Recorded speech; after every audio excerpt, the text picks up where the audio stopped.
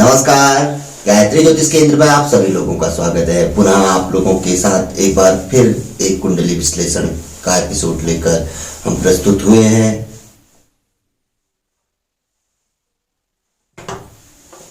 नमस्कार। गायत्री ज्योतिष केंद्र में आप सभी लोगों का स्वागत है।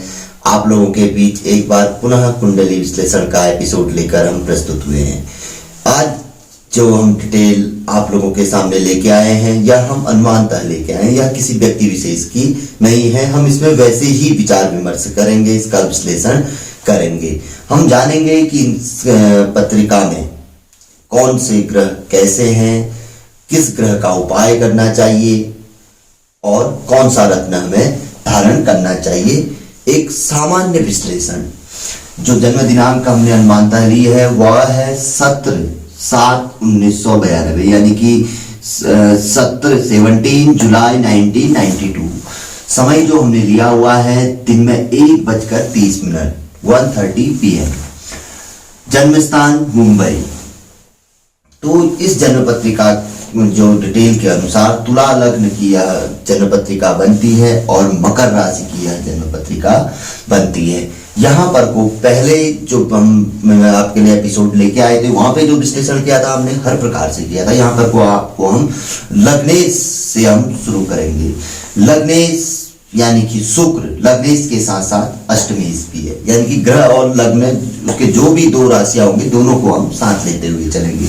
तो लग्नेश के साथ लग्नेश शुक्र, लग्नेश होने के साथ साथ अष्टमेश भी है और दशम भाव में यह अस्त हो गए हैं। तो इसका जो हम फल जानेंगे, लग्नेश यानी घर का स्वामी दशम भाव में जाकर अस्त हो गया है।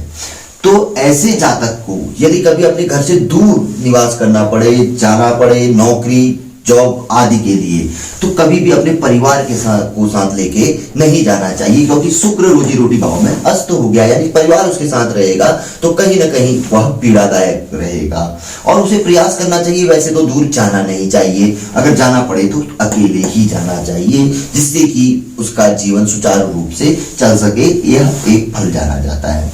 अष्टमेश होने से इसका फल शुभ जाना जाता है कि शुक्र जो पेशाब संबंधित रोगों का कारक होता है या लिक्विड संबंधी रोगों का जो कारक होता है उसका अस्त हो जाना ठीक है, या इन संबंधी रोगों में कमी करेगा। विशेष तौर पर जब कभी ज्यादा ही कमजोर हो जाएगा उस परिस्थिति में ही यह फल देगा।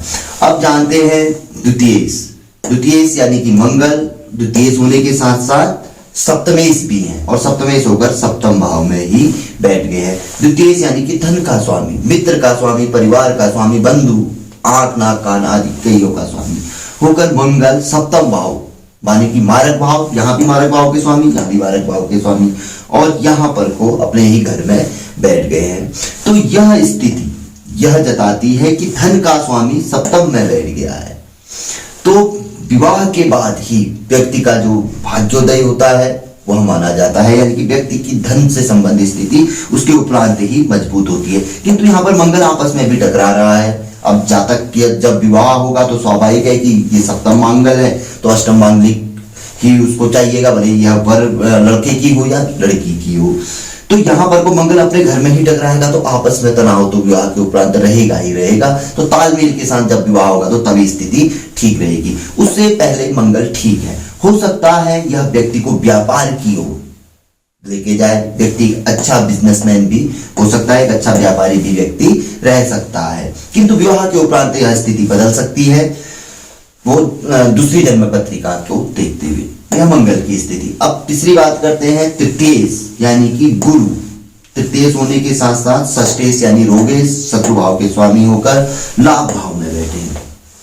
तीसरे भाव में राहु का बैठ जाना, यहाँ पर राहु की भी फल की गिनती की जाएगी तो यहाँ पर राहु बली माना जाएगा। तिष्ठे एकादशे राहु हम कहते रहते हैं कई श्लोकों में, तिष्ठे एकादशे सन तिष्ठे एकादशे की। तो तीसरे भाव में राहु पराक्रम वृद्धि कारक होता है और यहाँ पर को यह राहु गुरु के घर में बैठने से कोई गुरु चांडाल दोष नहीं बनाएगा। यहाँ पर को यहाँ पर क्योंकि गुरु लाभ भाव में बैठे हैं तो गुरु राहु जो पराक्रम कहीं पर को दिखाएगा तो बुद्धि के साथ पराक्रम दिखाएगा, कहीं पे झुकना नहीं पड़ेगा। और दूसरी बात षष्ठेश शत्रु भाव और रोग भाव का स्वामी होने से लाभ भाव में अगर यदि यह बैठ जाए तो शत्रुनाशक साथ में रोगनाशक भी यह गुरु रहेगा।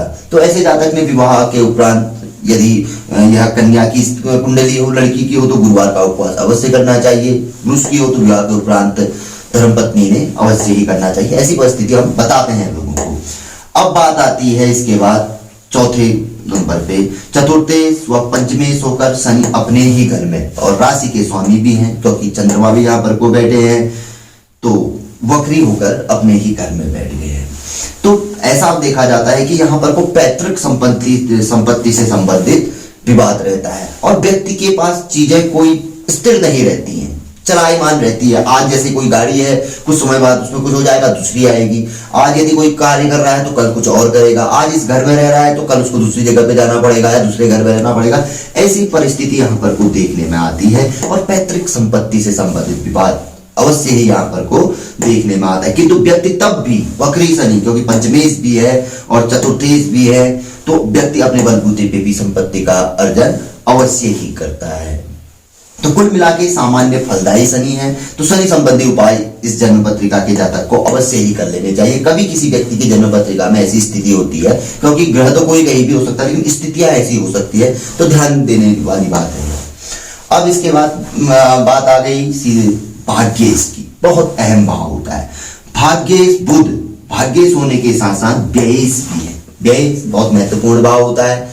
द्वादश भाव, हम विदेश का भी इससे विचार विमर्श करते हैं। इसके अलावा जो जीवन में हमें कभी कोर्ट कचहरी, अज्ञातवास, जेल यात्रा आदि का कभी ऐसा भय होता है, तो वो भी इसी से देखा जाता है।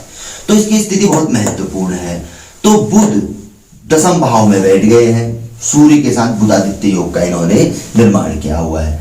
किंतु यहाँ पर कोई व्ययेश भी है और साथ ही साथ बहुत महत्वपूर्ण बात, इनके घर में केतु ग्रह बैठ गए हैं। होने के लिए केतु बुध ग्रह की प्रवृत्ति है, जिस ग्रह के साथ जाता है वैसा ही फल देना वह शुरू कर लेता है, उसके साथ मित्रता कर लेता है। और केतु ग्रह की कहीं ना कहीं बुध के साथ समानता, मित्रता ही हम मान के चलते हैं। किंतु यहां पर क्योंकि अब बुध केतु के साथ मित्रता रखेंगे तो सूर्य को कमजोर करेंगे, और सूर्य के साथ मित्रता रखेंगे तो केतु यहाँ पर डैमेज, थोड़ा सा कुछ स्थिति बदल जाएगी, क्योंकि उन्हीं के घर में बैठे हुए हैं। ये समझने वाली बात है। तो यहाँ पर सूर्य की स्थिति थोड़ी सी कुछ कमजोर रह सकती है, बशर्ते कि जब जब बुध की स्थिति मजबूत होगी वह हमेशा ही केतु ग्रह का साथ देंगे, क्योंकि उन्हीं के घर में केतु बैठे हुए हैं। तो यह जो बुधादित्य योग यहाँ पर को बनता है, तो यह बहुत बड़ी बुधादित्य योग नहीं है। यहाँ पर को जब जब बुध सूर्य की कितनी स्थिति, क्योंकि लाभेश भी भले ही सूर्य है, तो स्थिति कितनी ही मजबूत हो जाए, तो उनके बली होने से बुधादित्य योग का फल कभी प्राप्त नहीं होगा। तो यहाँ पर को सूर्य से एक फल अवश्य ही प्राप्त हो सकता है, क्योंकि लाभेश होने से माना जाता है कि सूर्य व्यक्ति को कहीं राजा यानी कि मंत्री यानी कि राजनीति की ओर आज के दौर में ले जा सकते हैं।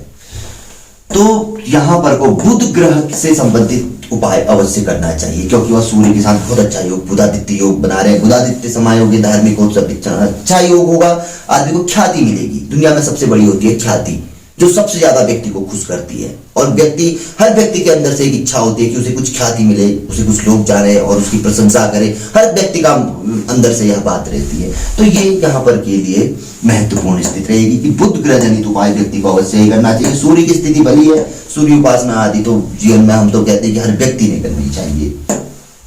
तो बुध की स्थिति है, इसका उपाय अभी हम आपको लास्ट में बताएंगे। अब बात आती है इसके बाद दशमेश चंद्र ग्रह की। यहाँ पर भी हमने बात की थी थोड़ी सी, किंतु यहाँ पर दशमेश होने से अगर चंद्रमा चतुर्थ भाव में बैठ जाता है तो व्यक्ति को थोड़ा माता कुल से व्यक्ति को लाभ होता है। और किंतु यहाँ पर को लाभेश होकर जो सूर्य यहाँ पर को बैठे हैं, व्यक्ति को राजा मंत्री आदि की ओर तो लेके जाते हैं, किंतु ऐसा भी माना जाता है कि चंद्रमा और सूर्य ऐसी स्थिति में आ जाए तो व्यक्ति को पितृ प्रसाद यानी कि पैतृक तौर पे कोई नौकरी या कोई व्यापार आदि विरासत में व्यक्ति को मिलता है। जैसे हम कहते हैं ना, बहुत से लोगों को मृतकाश्रित के तौर पर जॉब मिल गई, नौकरी मिल गई, या कुछ इस तरीके का कि भाई व्यक्ति के पिताजी का बहुत अच्छा कारोबार था और इसको मिल गया, इसको कुछ करना नहीं पड़ा, बस ये वाली स्थिति भी यहाँ पर को रहती है। तो अब बात करते हैं कि इस जन्म पत्रिका के जातक को जिसकी भी कभी ऐसी जन्म पत्रिका होती है तो उसको क्या करना चाहिए। फल हमने सबका देख लिया है। मंगल का फल विवाह के उपरांत ही घटित होगा, फिर भी व्यक्ति को उससे पहले, क्योंकि मारक भाव है, जीवन में छुटमुट भय तो रहता ही है। रात को अंधेरे में निकल रहे हैं तो जानवर या वैसे भी तमाम भय होता है, मनुष्य ही भयकारी हो गया है। इसके अतिरिक्त वाहन आदि में भी चलते हैं, तो मंगल से संबंधित उपाय अवश्य कर लेने चाहिए। ब्लड डोनेट आदि कर लेना चाहिए, क्योंकि मारक है, जितना देंगे उतना बेहतर रहेगा। हनुमान चालीसा हनुमान उपासना अवश्य कर लेनी चाहिए। किंतु सबसे बड़ी बात आती है व्यक्ति के भाग्य की। भाग्य अति महत्वपूर्ण होता है और यहाँ पर को केतु जैसे ग्रह बैठ गए हैं, तो ऐसे जातक ने केतु ग्रह संबंधित उपाय करने चाहिए। विशेष तौर पर भगवान गणेश का भक्त होना चाहिए और 15 कैरेट का लहसुनिया परमानेंटली ब्लैक हैंड की सबसे छोटी अंगुली में ऐसे जातक ने धारण करना चाहिए। और बुध ग्रह से संबंधित उपाय करने चाहिए। बुध ग्रह के लिए एक उपाय तो वैसे ही आ गया, क्योंकि केतु ग्रह का वार भी बुधवार ही माना जाता है, तो भगवान गणेश से संबंधित आराधना, भगवान गणेश की नित्य पूजा, गौ माता की सेवा, गौ माता को हरा चारा आदि खिलाना, भगवान गणेश को दुर्वा जिसे बोला जाता है प्रतिदिन अर्पित करना। इसके अतिरिक्त बुध के लिए बहुत महत्वपूर्ण माना गया है किन्नर गोदान। इसके लिए आप हमारा किन्नर वाला एपिसोड देख सकते हैं, 1 वर्ष पूर्व का है, लेकिन बहुत महत्वपूर्ण है आपके लिए। जो हम यहाँ पर आज बताएंगे इन हर ग्रह से संबंधित बहुत अच्छे अच्छे उपाय है, अब आपको ढूंढने पड़ेंगे। तो बुध ग्रह से संबंधित उपाय। तीसरा एक उसमें और उपाय बनता है ऐसे जातक के लिए। ऐसे जातक के लिए एक उपाय यह भी है, जो शुक्र अस्त है, नवरात्र पूजन, इसके लिए ज्यादा विशेष कुछ नहीं करना है। और यहाँ पर रत्न वाली बात भी अभी करेंगे। इसके अतिरिक्त शनि जो वक्री है, यदि पैतृक संपत्ति में विवाद नहीं चाहते हैं, क्योंकि राहु है आक्रामक रखेगा, तो यदि व्यक्ति को यदि पता है कि भाई उसके साथ ऐसी प्रवृत्ति हो रही है, और क्योंकि यहाँ पर वो गुरु बुद्धि के साथ करेंगे, लेकिन वो अपने लिए सोचेंगे ना, क्योंकि राहु के साथ तो राहु की बुद्धि के साथ चलेंगे, क्योंकि राहु बली है, गुरु की बुद्धि के साथ राहु नहीं चलेगा। राहु अपनी बुद्धि गुरु के ऊपर थोपेगा, तो वह हो सकता है कि जातक अपने परिवार की बात ना समझ रहा हो, बाद में उसको बाद में नुकसान हो उससे, तो ऐसा रह सकता है। तो ऐसी परिस्थिति में शनि ग्रह से संबंधित उपाय अवश्य ही व्यक्ति को कर लेने चाहिए। शाम के समय यदि पुरुष की कुंडली है तो सायकाल में शनि मंदिर या पीपल के वृक्ष के समय तिल के तेल का दीपक आदि अवश्य जलाना चाहिए। इसके अतिरिक्त स्त्रियां हैं तो प्रातः काल सूर्योदय से पूर्व अंधेरे में ही शनि मंदिर पे जाना चाहिए, तिल के तेल का दीपक जलाना चाहिए, पीपल का वृक्ष आदि हो तो वहां पर को जल अवश्य ही चढ़ाना चाहिए। यह 3 महत्वपूर्ण उपाय इस व्यक्ति की जन्म कुंडली के रहेंगे। इसके अतिरिक्त सामान्य तौर पर यदि हम देखते हैं तो कोई भी ज्योतिषी होगा वह इस पे आपको लग्नेश यानी कि शुक्र का रत्न हीरा, ओपल, डायमंड, फिरोजा, जिरकन, स्फटिक आदि ही बताएंगे। इसके अतिरिक्त शनि के रत्न, नीलम आदि के लिए आपको सबसे ज्यादा प्रेरित करेंगे। ऐसी स्थिति में यहाँ पर को बुध के रत्न के लिए भी प्रेरित किया जाएगा, क्योंकि लग्नेश, पंचमेश, भाग्येश के रत्न तो सदा सर्वदा ही हर कोई व्यक्ति ही बताता है, क्योंकि इसका कहीं पर भी कोई अरिष्टफल देखने में नहीं आता है, ऐसा शास्त्र में वर्णित है। लेकिन यहाँ पर को वर्णित तो है, कहीं कहीं पर देखने में आता है, लेकिन यहाँ पर को ऐसा वर्णित नहीं कि चमत्कारिक फल देखने में आता, चमत्कारिक फल भी देखने में नहीं आता है। लोग पहने रहते हैं वैसे ही रह जाते हैं, पहनने के लिए बोला गया है। आकलन के अनुसार एक ग्रह का रत्न ही व्यक्ति की वारे न्यारे तकदीर भी बदल सकता है। समय लगता है, ऐसा नहीं है कि एक दिन में पहनेगा एक ही दिन में वारे न्यारे होंगे, हो सकता है 1 साल लगे, 5 साल लगे, लेकिन रिकवरी पूरी करके देगा। तो यहाँ पर को कोई भी हम हो, कोई भी सबसे पहले प्राथमिकता इन्हीं चीजों को देते हैं। हम पहले देते थे, देखते थे, समझते थे, आज लंबे अनुभव के बाद हमें कई चीजें समझ में आई। तो लग्नेश, पंचमेश, भाग्येश, इन तीनों के रत्न ही सदा सर्वदा बताए जाते हैं। और राशि का रत्न मकर राशि हो गई, शनि के रत्न नीलम भी हुई। लेकिन यहाँ पर कोई मजे की बात मैं आप लोगों को बता देता हूँ। आप यहाँ पर को शुक्र का रत्न डायमंड भी पहन के देख लीजिए, बहुत अच्छे कैरेट का, आपको उसका कोई रिजल्ट देखने में नहीं आएगा।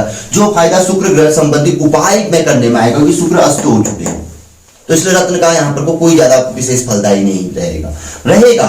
वो परिस्थितियां रहेंगी, उस परिस्थितियों में रहेगा जब कोई कार्य ऐसा किया जा रहा होगा और विशेष मुहूर्त आदि से किया जा रहा होगा, तो उस समय पे रहेगा। वो बहुत बारीक चीजें होती है। दूसरा, शनि का रत्न नीलम पहन लीजिए। जो फल आपको शनि की आराधना से मिलेगा, छोटे मोटे उपाय करने से मिलेगा, वो फल इससे नहीं प्राप्त होगा। ये आपको ऐसा लगेगा कि बस चल रहा है, बस पहना है, ठीक है, मजबूत है, शनि खराब फल नहीं देगा, अब बचाव होगा, ये वाली बात होगी।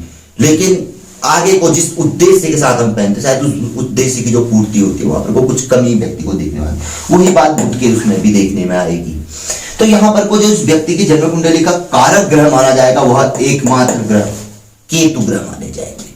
तो ऐसे व्यक्ति ने अपने जन्म जीवन में life time, life long, whole life, permanently इसे शरीर का एक अभिन्न अंग मानते हुए 10 अंगुलियों के अलावा 11वीं अंगुली मानते हुए इस रत्न को धारण करना चाहिए। अपने आप ही हमें कुछ कहने की जरूरत ही नहीं पड़ेगी, जो धारण करेगा उसको पता चल जाएगा। बहुत से लोगों ने धारण किया हुआ है और उनको पता है, कर रहे हैं, उनको फुर्सत नहीं है आज के समय में हमसे बात करने की, लगा इतने व्यस्त हैं वो लोग, और कल कुछ भी नहीं था। एक समय समय की बात होती है, भाई सही चीज पकड़ लीजिए आप। तो मुझे उम्मीद है कि पहले से आज कुछ बेहतर रहा होगा, क्योंकि लोग कहते हैं कि हमारे देखिए हम देखेंगे किसी की, हम ऐसे ही कोई आंकड़ा लेके आएंगे, कभी लाइव में भी आएंगे तो, क्योंकि यहाँ पे नेट की बहुत प्रॉब्लम रहती है। अगर मैं शुरू भी हो जाऊंगा तो पहले तो पकड़ेगा नहीं, मैं वाईफाई कनेक्शन कुछ भी ले लूँ जो नेट सेटर आदि आते हैं तो भी बहुत दिक्कत आने वाली है। तो जब तक चलेगा कुछ आगे कुछ बढ़िया होगा, बेहतर होगा तो बिल्कुल आपके लाइव में आप तब भी देखेंगे, हम ऐसे ही बताएंगे। तो हम जब भी लेके आएंगे कुंडली विश्लेषण का एपिसोड, किसी का पत्रिका लेके नहीं आएंगे, लाएंगे ऐसे अपनी मनमर्जी से, उसी में हम आकलन करेंगे। इससे ये नहीं होता है कि आदमी का पता हो जाता है पहले कि हमने उसका ले जाए पूछेंगे, थोड़ा बहुत पता चल जाता है तो व्यक्ति फिर उससे अपने उससे कर सकता है। अब यहाँ पर कोई बात और बता देता हूँ कि ऐसा व्यक्ति जॉब क्या करेगा, ऐसा व्यक्ति अच्छे पदों पर रहेगा। पहले मैं राजनीति की ओर यानी कि लीडर का रोल करेगा, जैसे किसी पदों में भी रहेगा तो अच्छे पदों पे रहेगा, जिसके नीचे कभी काफी लंबे समुदाय कार्य करते हैं, जिससे उस व्यक्ति का बार बार काम पड़ता है, उस व्यक्ति से लोगों का बार बार काम पड़ता है। और विशेष तौर पर ऐसे व्यक्ति को सरकारी नौकरी, सरकार से लाभ अवश्य ही होता है, क्योंकि चंद्र और सूर्य आमने सामने बैठे हुए हैं और कारक ग्रह भी बैठे हुए हैं, शनि बुध भी ठीक स्थिति में है और गुरु लाभ में है, केतु अच्छे ग्रह है। तो सरकारी नौकरी के ऐसे व्यक्ति के जो चांस बताए जाते हैं जीवन में 70% से ज्यादा सरकारी नौकरी के चांस भी बताए जाते हैं। तो यह जानकारी जो भी रही आप लोगों को पसंद आई तो शेयर कर सकते हैं, लेकिन जिन लोगों को थोड़ी बहुत जानकारी हो ज्योतिष की उनके लिए बहुत अच्छी जानकारी थी, उनको बहुत कुछ जानने को जरूर मिला होगा। तो जुड़िए गायत्री ज्योतिष केंद्र के साथ, जो नए लोग हैं और जो पुराने हैं बने रहिए गायत्री ज्योतिष केंद्र के साथ। मिलेंगे ऐसी किसी बहुत अच्छे एपिसोड के साथ अगले वीडियो में, तब तक के लिए नमस्कार। जय श्री राम, जय श्री कृष्णा, ओम नमः शिवाय।